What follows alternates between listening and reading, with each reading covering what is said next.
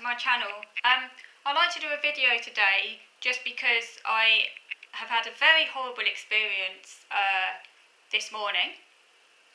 Am I surprised? Not really. I'm kind of used to it now. So, I had a psychiatrist's appointment at 9:30 on Attend Anywhere, which is the digital online platform for people who can't have face-to-face appointments. It's a bit like Zoom, you know. And I spoke to a psychiatrist, didn't have much time, so it felt quite pressured and quite rushed. He didn't give me much time at all. It was a very unsatisfactory appointment.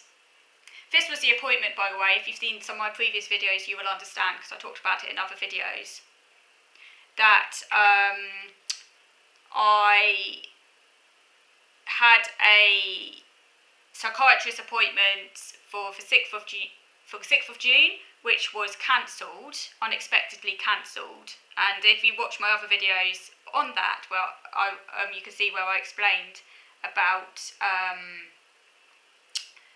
the stress that caused and everything, and I had to fight to get that appointment back.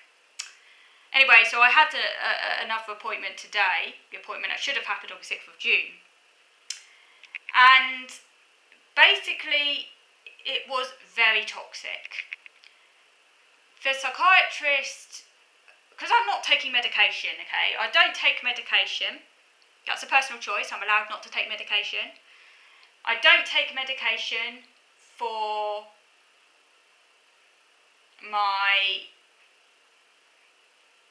ADHD, which is newly diagnosed, and I don't take medication for my OCD. I don't take medication for any of my mental problems. That's just a personal choice. Part of the reason I don't take medication for them is because I have very severe health anxiety, and the anxiety in and of itself stops me taking the medication because of the side effects. I have emetophobia. One of the potential side effects is feeling sick. I have emetophobia, it's very severe. Yes, I appreciate and understand not everyone has these side effects, but they are a possibility and I wouldn't be able to deal with them. And particularly as I'm all alone and I need someone to support me if I had those side effects. And I've never taken medication for any of my mental problems, and I also have a fear of change, and it's all connected, all of that. So I don't have to take medication. That's a personal choice.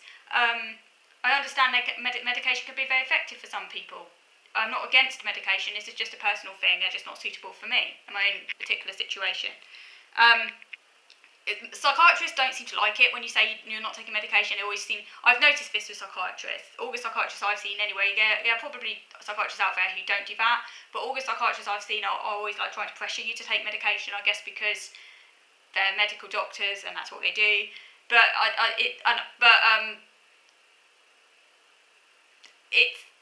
I think it's bad practice because these problems, mental problems, they can be treated by routes other than medication, and not everyone. Medication isn't right for everyone, and there are alternative approaches, psychological approaches that can help as well.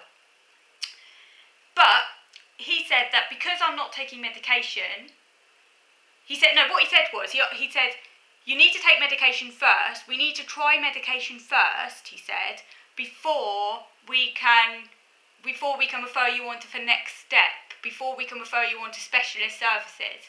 Now that doesn't sound right to me at all, because what he's basically saying is, you don't take medication, fuck off, bye-bye. Sorry, I shouldn't swear, but I'm a bit pissed off right now, so I had to swear. Get it off my chest. The F word, sometimes quite cathartic, you know what I mean? Yeah, nothing like a good F word when you're feeling a bit angry. I don't normally swear, but I'm feeling the need to swear right now, because yes, I am quite pissed off. So he's basically saying no medication, no help, basically. That's not acceptable though, is it? Do you think that's acceptable? If someone doesn't take medication, that they're just shown the door and told to bye-bye to you? Does that seem acceptable to you? Because it doesn't feel acceptable to me. It feels like a massive fob-off. He understood that I have very severe OCD and that it's very complex. He said that, in that case, the specialist treatment would be inpatient therapy. I'm like, I'm not going into a hospital, thank you very much. You can treat it outside of a hospital, duh. Like, seriously? Am I hearing straight? You don't have to be an inpatient, okay? And anyway, there's no way of living hell. I could go into a hospital, thank you very much. But yeah, and by the way, that's a load of crap. There's a national OCD service, by the way, based in London, which, according to NICE guidelines, if very severe, people with very severe or complex or treatment-resistant OCD can be referred to the National Centre in London if the other treatment approaches haven't worked.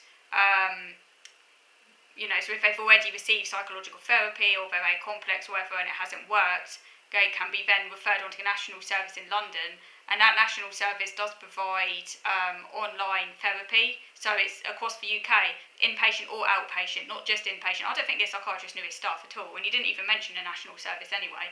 A lot of them don't know their stuff, they're actually quite ignorant. Often patients actually know more than them, and I don't think psychiatrists like it when you show you know more than them. I think I get the impression they don't like it. I don't care what authority someone has, I just tell them what it is, I don't give a shit. But anyway, right from the off, very, very toxic. And the other thing, which was very toxic, oh god, man, it's horrible, was basically, he said, okay, because I have OCD around contamination, as you know, as I've talked about a lot on this channel. I've got very severe OCD around contamination, around illness, sickness. I have severe health anxiety.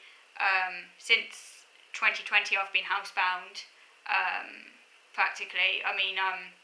Basically housebound to, as in the sense I can't really leave my home vicinity. And haven't really been able to get any help. Yes, no help for the wicked, no help for the housebound in 21st century Britain. It's shocking, is it not? That's the state of the welfare service today. Doesn't exist. No, no, no.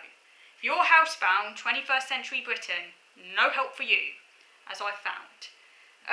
So, what am I trying to say here? Trying to get my thoughts in order. I'm going to move on to video number 2 now to talk about the other issue I had with this psychiatrist. So, moving over to video number 2.